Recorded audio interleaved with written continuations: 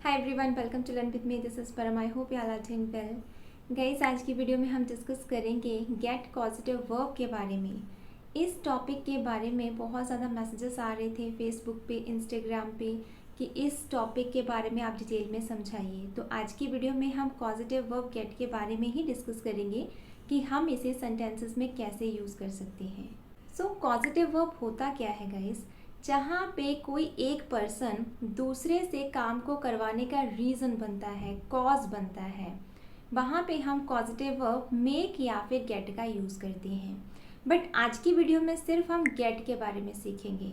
अब किसी से काम करवाना इन द सेंस ज़रूरी नहीं है कि जितने भी हम डे टू डे लाइफ में काम करते हैं वो हम अपने आप करें या फिर कोई भी सब्जेक्ट हमारे सेंटेंस में आकर खुद करें। कुछ ऐसे भी सेंटेंसेस हैं, कुछ ऐसे भी काम हैं जो हम किसी और से करवाते हैं। अब सपोज करो गाइस कि मेरी वॉच है और मुझे ठीक करवानी है। अब उसके बारे में मुझे कोई आइडिया नहीं है कि उसे कैसे ठीक करते हैं। मैं अपनी वॉच उसी से ठीक करवाऊंगी जिसका ये काम है, जिसको ये आता है।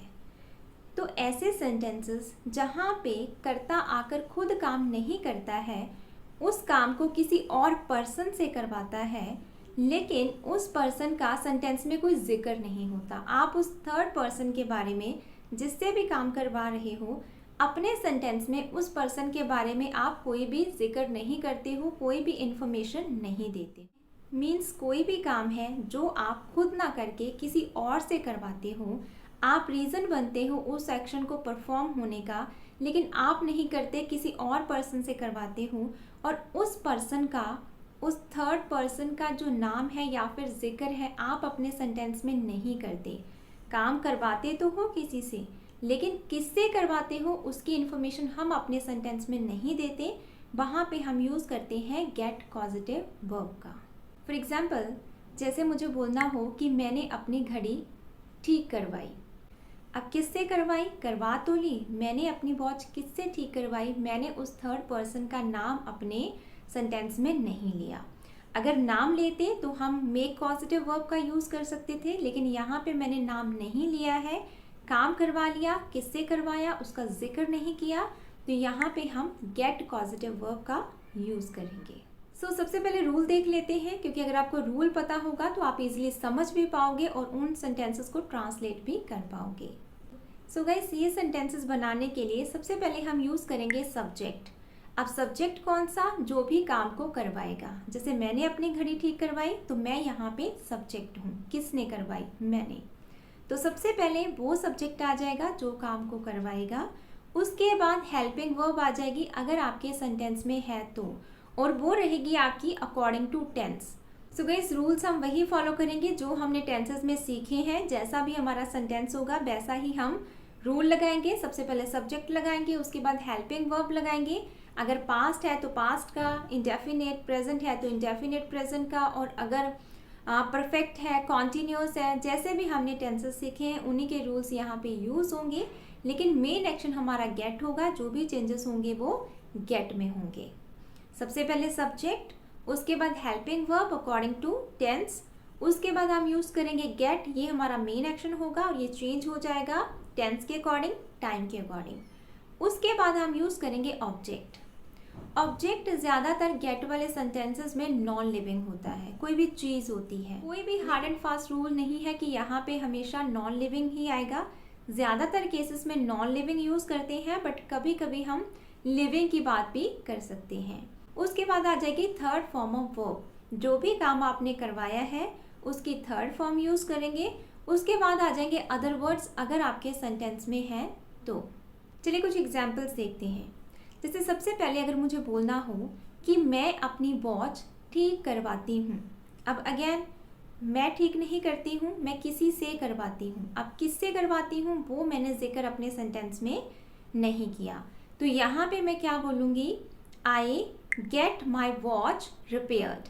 सबसे पहले आई, मैंने करवाया काम, आई सब्जेक्ट। उसके बाद ये प्रेजेंट इंडेफिनेट है, पॉजिटिव है, तो यहाँ पे कोई भी हेल्पिंग वर्ब यूज़ नहीं होगी।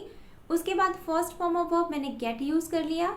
उसके बाद क्या ठीक करवाना है? मेरी घड़ी, माई वॉच, तो वो मेरा नॉन लिविंग एक ऑब्जेक्ट आ गया। उसके बाद थर्ड फॉर्म ठीक करवाना, रिपेयर्ड, या फिर आप फिक्स्ड का यूज़ भी कर सकते हो।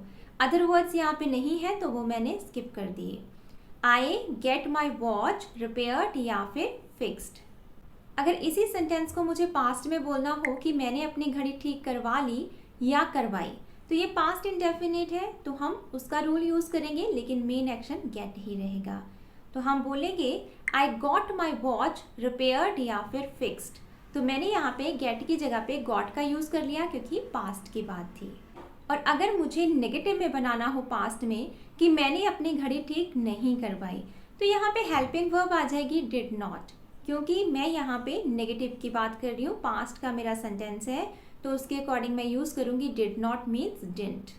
I didn't get my watch repaired. I didn't get my watch repaired.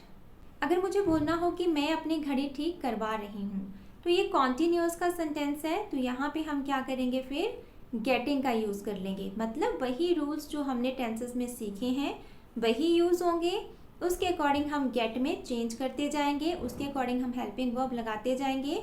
Interrogative है या फिर नेगेटिव है या फिर पॉजिटिव है, उसके अकॉर्डिंग आप सेंटेंसेस बनाते जाओगे।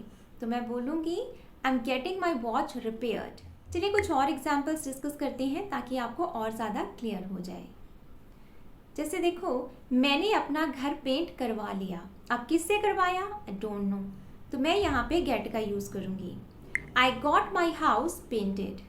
आई गॉट माई हाउस पेंटेड। मैंने ये मशीन ठीक करवा ली। I got this machine repaired या फिर फिक्स्ड। तुमने अपना घर कब पेंट करवाया, when did you get your house painted. When did you get your house painted. तुम्हें अपना घर पेंट करवा लेना चाहिए।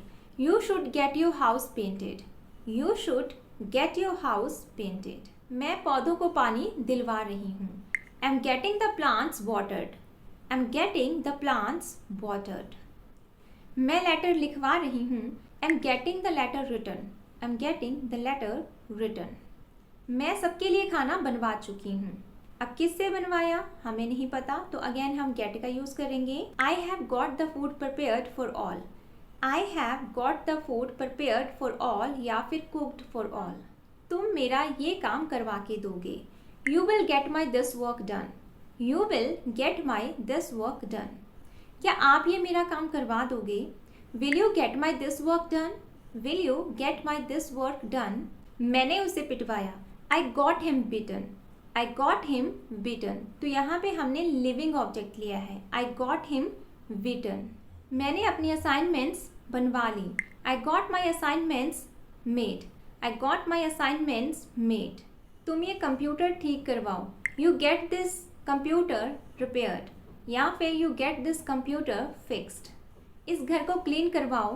Gate this house cleaned. Get this house cleaned. मैंने आपकी टिकट्स बुक करवा दी। I got your tickets booked. I got your tickets booked. मैं अपना होमवर्क करवा रही हूँ।